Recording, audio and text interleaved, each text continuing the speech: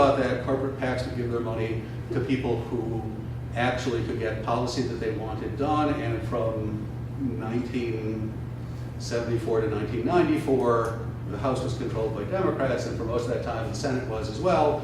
And so Democrats were doing pretty darn well with corporate PACs, and Republicans were pissed off.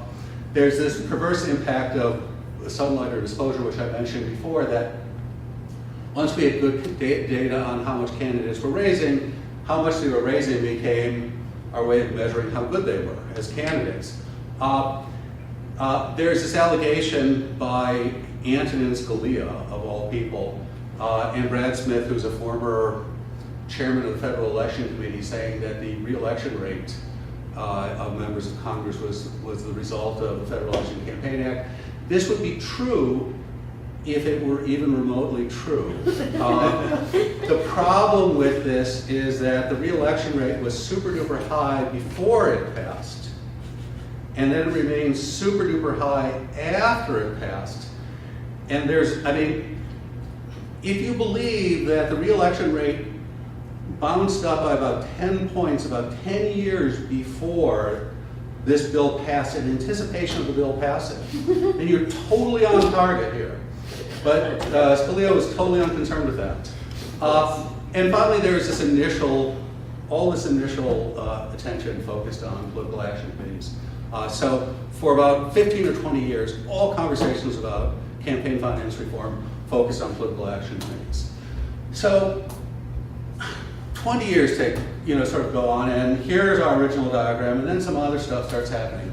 So the first thing that happens is parties look at political action committees and they say, well, if political action committees can be independent of the candidate that they support, why can't we be independent of the candidates that we support? This is an argument so stupid that even political scientists thought that this was stupid. But the court loved it. And that's Colorado Republican 1. I was not involved in that decision. I was not involved in that case. I was called by the FEC for another decision, another case called Colorado Republican 2, which was trying to knock down another law.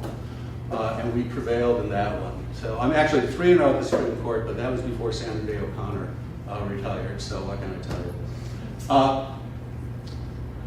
The second thing that happens is that, if you recall, when Bill Clinton was elected and there was this effort to pass health care reform, all these health insurance associations began running these ads criticizing the law, and they were convinced that these ads were really effective. And who knows, maybe they were, maybe they weren't. No one actually has any data of any value at all on the subject.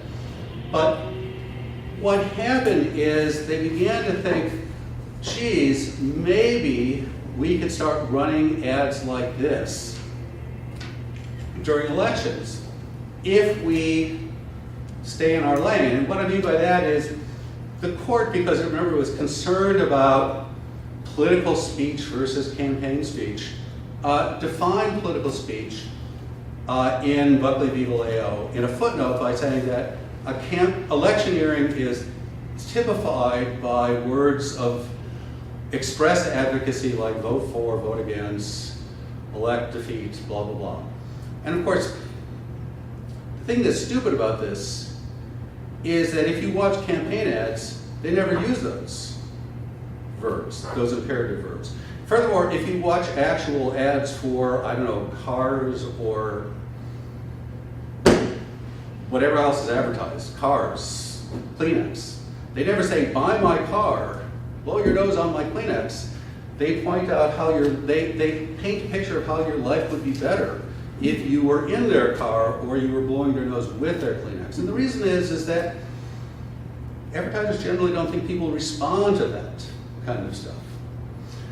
And so what the issue ads did is they said, John Krasno, in his long career in public office, has protected child predators at every turn, right? Call John Krasno and tell him to stop protecting child predators. Now, it never says that you should vote against me. It just kind of tells you that I'm a horrible, horrible person, and it just tells you I'm a horrible person, right? And so what they said was, well, it's not a campaign ad. And so parties saw this happen, and Clinton and Dick Morris saw this happen, and they thought, oh my God, why don't parties get into it? And this, I've skipped over something, but parties were originally limited by how much money they could raise, because the assumption was that all the money that they raised was for electioneering purposes. But parties went to the FEC in the early 80s and they said, you know, we want to raise money to do things like build buildings. Thus, party building was literally referring to brick and mortar structures that house parties. We would like an exemption to those campaign finance laws because we're not going to use our brick and mortar structures for campaigning. And so thus soft money was born. And once the parties began realizing that they could raise a lot of money in unlimited funds for something that we call party building, then party building became a more expansive thing. And it burst out of its brick and mortar structures and it became other stuff as well. And so I could tell you a very, very, very long story about this, but the parties are awash in soft money by the mid-1990s. And if you're awash in soft money, you go, I can't spend my soft money on things that are electioneering. You go, oh my God, I can spend them on issue ads because those aren't electioneering. And so, holy crap, we discovered a whole new thing. And so the parties become a mechanism for raising essentially unlimited amounts of money in unlimited amounts to use for issue ads. So